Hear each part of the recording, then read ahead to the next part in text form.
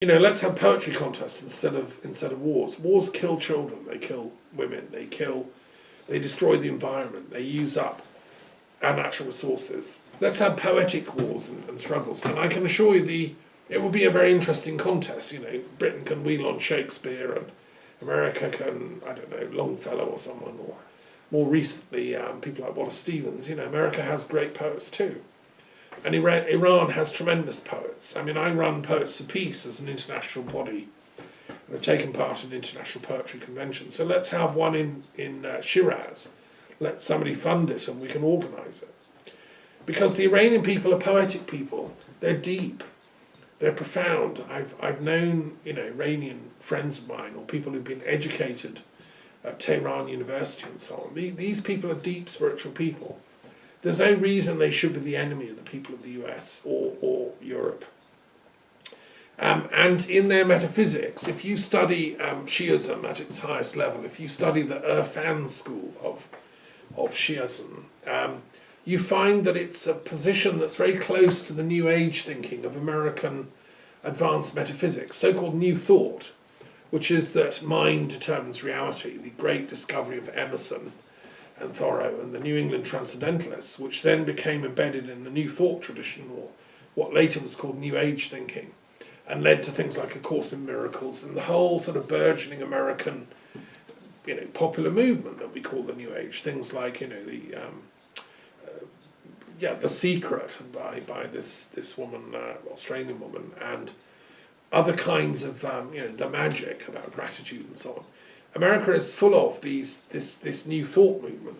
Well, I've got news for the Americans. It's not New Thought at all. This is exactly what they were saying in Iran 1,000 years previously, before America was even settled, when it was still left to the native tribes of the American Indians. That kind of insight, The Secret, is there in the Shia tradition. It's there in the Gnostic traditions of Iran. It's there in the Sufi traditions of Iran. It's on that basis we should be talking to each other and making peace, heart to heart, mind to mind, not making bombs. It's for the prophetic soul of humanity, be it American, British, Iranian, Arabic, African, Chinese, whatever. We need to come together at that noetic sphere level for noetic peacemaking and reconciliation. That's what my work and my institute is dedicated to. And I would love to work with friends. I have many friends in many countries. But the trouble is, in most countries, it's the bully boys, it's the Farages, the dumbed down version, who get into power because they're supported by the media. For the reasons of, capitalism seems to want more wars so it can sell more weapons. And that's why I find Philip May such a nefarious influence behind the scenes on Brexit, bullying his wife into, hardline Brexit so he can, and his American company, reap more profits through more weapons. We need to get a hold of the arms trade and, severely put restrictions on it, both for the perspective of the damage it does to poor people like in Yemen and wherever, but also for the damage it does to the environment. The military is the greatest destroyer of environmental resources on the planet. We have to demilitarize this planet, and that requires, cutting all military expenditures worldwide by 50% immediately across the board. That should be negotiated through the UN and other international borders, organisations such as, and the spiritual traditions should be helping with that. My own institute has set up similar projects to help the interfaith work, like the Commonwealth Interfaith Network, or Common Values Council as it's called, where all the 53 nations of the Commonwealth can come together and gently point out to the political leaders of Commonwealth countries that we have a duty to preserve the heritage of the Commonwealth. And our Commonwealth is not just, the bauxite and the aluminium and the iron. It's the cultural traditions that we stand for. And India, which is one of the most beloved countries of mine on earth, has been the most fecund in giving spiritual wisdom to humanity. The Sikh, the Sufi, the Hindu, the Buddhist, the Jain, coming from India, have raised their voice loud and clear. Many conferences I've been to, that that peace is an absolute priority. They don't want wars. Gandhi represented that conscience to the Commonwealth, if you want. Well, it's time to actualise that and prevent this war looming and oppose the media war drums. So anyone that wants to help with this work, please get in touch. There are specific things we need to be doing about that, and I'd be happy to debate and work on what we can do. I want to come now to my third main point, which is today is also Ramadan. It's part of Ramadan, which is the month for fasting in the Islamic world. So in the whole of Iran, in the whole of the Arab world, in the Islamic world, people are fasting during the daylight hours, because this was a fast decreed in Islamic tradition. And I'm working currently on a commentary on the Quran. I'm working through the Medinan surahs. I've already covered all the surahs revealed in Mecca. And today, by chance, I was recording a commentary on Surah 2, verse 185. And this is specifically about the institution of fasting. O ye who believe, fasting is prescribed to you as it was prescribed to those before you, that you may learn self-restraint. And it goes on, Ramadan is the month in which was sent down the Quran as a guide to mankind. Also, clear signs for guidance and judgment between right and wrong. So, in my commentary, what I was saying is that the Quran represents this download of the transcendental wisdom that we need as human beings. And the response to the month on which it comes is to go inward. The point of a fast is to reflect inwardly on what really matters in life. It's like a little death by not eating.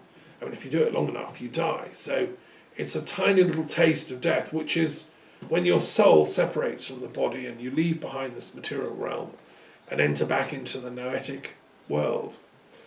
And as I've studied in my capacity as a religious studies teacher, I'm 100% convinced that's what happens. The soul lives on after death.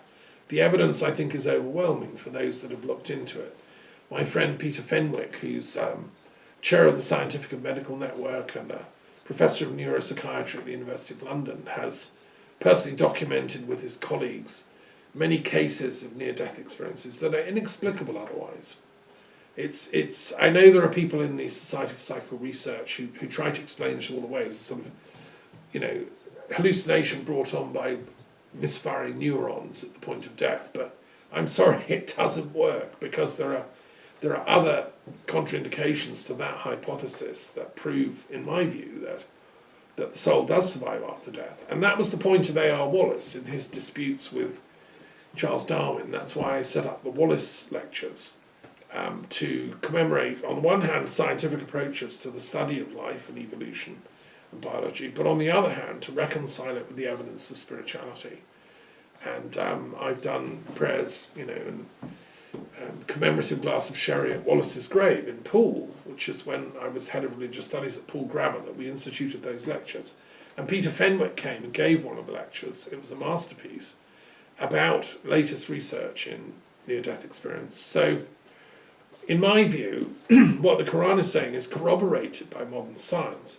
But on the other hand, we need a much more sophisticated hermeneutic in our study of these sacred texts, be it the Bible, the Quran, the Christian Gospels, or whatever, that is commensurate with the findings of modern scientific, including spiritual science, research. And that's what I've been trying to do in my commentary. So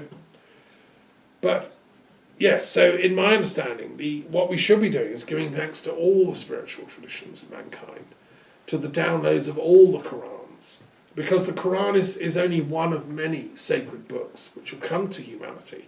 And the Quran itself is humble enough to know that. It says there's the Bible, there's the Gospels, there's the Psalms of David, there's all the other prophets of all the other tribes of mankind.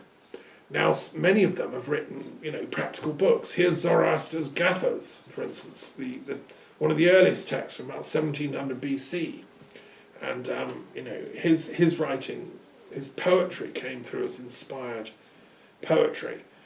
We have the Vedas in Hinduism, which my friend Swami Chaturvedi has memorized, the 4 Vedas, and all the great philosophical commentaries on them, and the Vedanta, Upanishads, and so on. So we're celebrating really this day and this month all the sacred scriptures of humanity, including the Druid scriptures that have come down. Now, the Druids must have had something like the Vedas, an oral tradition that was handed down through memory, but it's been largely lost because it wasn't, unlike the Hindu Vedas, actually written down in a disciplined way. And because the Druids were suppressed, they were killed by the Roman legions when they invaded Gaul and Britain, and they took off to the far highlands and Ireland and a few mountains left in Wales, and preserved their traditions very tenuously as oral traditions that were later written down by the monkish scribes of Celtic Christianity. And so we've lost the Celtic Druidic Vedas, but I believe they can be reconstructed, just as the Tibetan Buddhists believe you can plug into termas, which are teachings left by former sages like Padmasambhava, the root guru of Tibetan Tantra. So Druids can plug into the termas left by the unknown sages who built Stonehenge and Avebury and these great temples of spirit in the Celtic world. You will find if you do that, you can download these Celtic Vedas, the Druid Vedas. They're still there. And the fundamental thing at the head of each of the verses is peace. Peace to the north, the south, the east and the west. It's the same message as in the Quran. It's the same message as in the Bible and the Christian teachings. It's the same message as in the Gathas of Zoroaster. It's always peace. So what we have to do is to marshal all that collective witness throughout humanity for the purpose of preventing these crazy politicians, the Trumps, the Theresa Mays, and all their crazy hangers-on in the media, from doing what is unthinkable, launching some kind of third world nuclear war type activity. I mean, are these people mad? Well, actually they are, technically.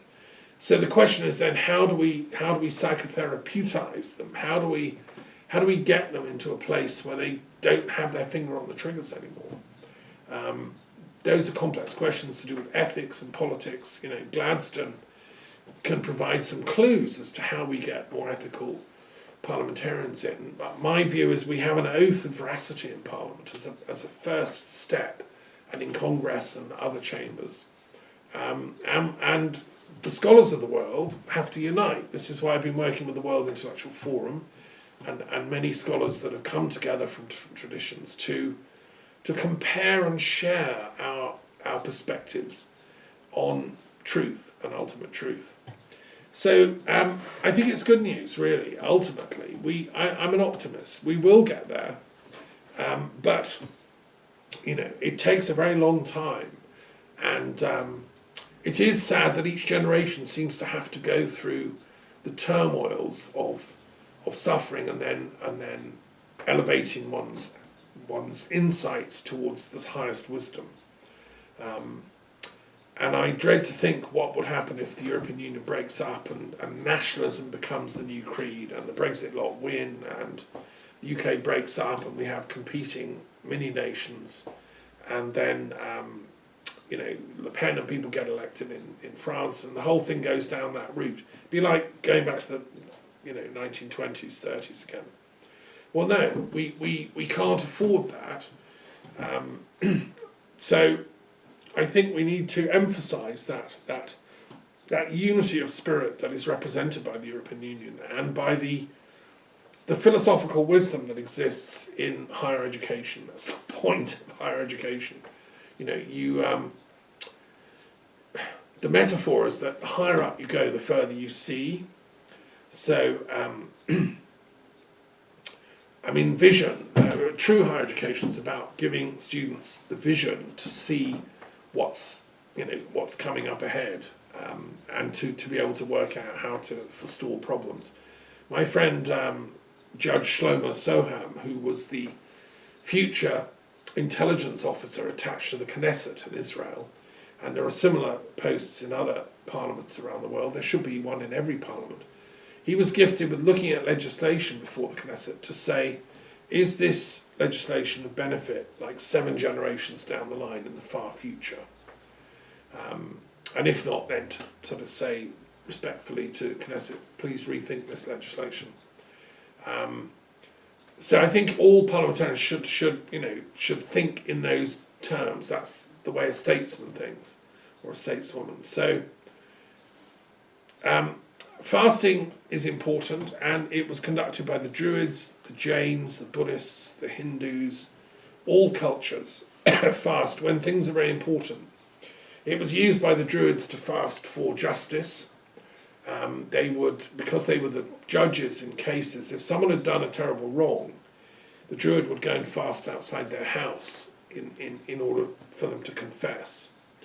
And that's why I'm fasting every Sunday from now until Brexit is stopped, to really highlight the injustice of that whole 2016 referendum and the way it's been interpreted and forced on the British people. You're welcome to join me every Sunday from now until Brexit is stopped to fast. And today I'm fasting in solidarity with my Muslim friends, students and colleagues all over the world, because we're celebrating the miracle of God's intervention in time. Christians believe God intervenes in the embodiment of the Logos in the person of Christ. That's completely compatible with the Hindu idea of the avatar and the Quranic idea of the incarnate word, which comes into history through the text. So let's celebrate that. And how do we do it? Well, we fast from weapons. We fast from nuclear weapons. We fast from investing in the arms trade. We invest in human needs, in environmental protection. We invest in improving the economy. We cut the military spending of the world by 50%. This year, think of the incredible surplus it would release. I believe in this planet. I believe in the experiment of human beings. I believe in life. And I'm fasting that we can download much quicker the divine wisdom that we all need, individually and collectively, to see off the myopic, dumbed down Goebbels of this world who are just, demonically pushing us over the cliff. And I'm not, insulting these people as persons.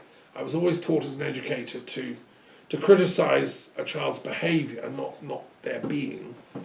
I criticise the behaviour of Mr Farage because he's acted as a complete brute in the European Parliament. Most ungrateful. He's received a salary. The only reason we've ever heard of him is because of the European Parliament. Even now he's trying to get elected to it, and yet he wants to destroy and bring down that very institution. I mean, the word hypocrisy comes to mind. There's no word that is really strong enough to do justice to my distaste for this man. His intellectual poverty is scandalous. And the fact that he was produced in Britain is a matter of shame to me and my compatriots. We're deeply ashamed of the influence he's had. But on the other hand, he's a good lesson for us to learn. So we also ought to thank him for showing us what we want to avoid and for showing us the route we don't want to go down. So please, if you've listened to this lecture, tell 10 of your friends not to vote for him, but to vote for a Remain party instead. And please join me in fasting every Sunday from now on. The Hindus fast. Gandhi used to fast for peace. It's a way of saying to life, I love you, but there are things you've got to get organised here before I'm going to turn on the sound and the colour again. And so let me finish by just wishing good fortune to everyone who's working for a good, peace-loving, life-affirming outcome in this European election. Europa was a Phoenician princess who was taken to Crete, and the very name Europa is a bridgeway between the Middle East, the Orient, Phoenician, Semitic, Hamito-Semitic culture and Indo-European culture. Europeans are mongrels. We're a mixture. I'm partly Celtic, partly Norman, partly Anglo-Saxon, partly Jewish, partly God knows what. I'm a polyglot, which is a typical European, okay? And we should celebrate that unity and diversity, which is symbolised by the flag of the stars. against the blue background, which is also the symbol of the Virgin Mary, actually, who was another complex woman, Galilean, Christian, Jewish, probably inspired by some Hermetic wisdom and Canaanite traditions. We can't read into the mind of the Virgin Mary except for one thing, which is she wanted to see the human problems of society resolved peacefully and with justice, and believe that it is possible to channel in that divine logos into our midst. And she also liked to commune with angels, as so should we all, because they represent the higher intelligences, if you want, that govern our lives as human beings. We should always be humble enough to realise that we're the mean in creation between all worlds. And one of my colleagues, Rupert Sheldrake, wrote a wonderful book with Matthew Fox called The Physics of Angels, which I have. What are angels made of? Lovely questions to ask. I think they're made of information and wisdom. As physicists are now discovering in quantum physics that matter is actually not made of matter at all. Energy is actually a form of information transformation and transmission. And that's what we're all made of. Actually, we're angels here in human embodiment. So I leave you with that thought, and have a fantastic week. And yeah, let's act from love and love of truth, and we won't fail in this reassertion of the rights of people to a common wisdom and a common intelligence. Thank you.